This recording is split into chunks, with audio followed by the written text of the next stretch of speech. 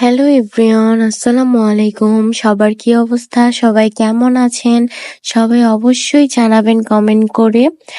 আজকের ভিডিওটা হচ্ছে আম ভর্তা নিয়ে। কে কে আমার মতো আম ভর্তা খেতে পছন্দ করেন? সবাই অবশ্যই কমেন্ট করে জানাবেন। আজকে হচ্ছে দুপুরে অনেক গরম ছিল বাহিরে, তাও কেন যেন হঠাৎ আমার আম ভর্তা খেতে ইচ্ছা হলো। তাই আমরা সবাই মিলে চলে গিয়েছি ছাদে। আমি, আয়শার আম্মু, আন্টি, দেন হচ্ছে অহনা আর হচ্ছে দিঘি। আমরা সবাই ছাদে গিয়ে আম ভর্তা খাচ্ছিলাম।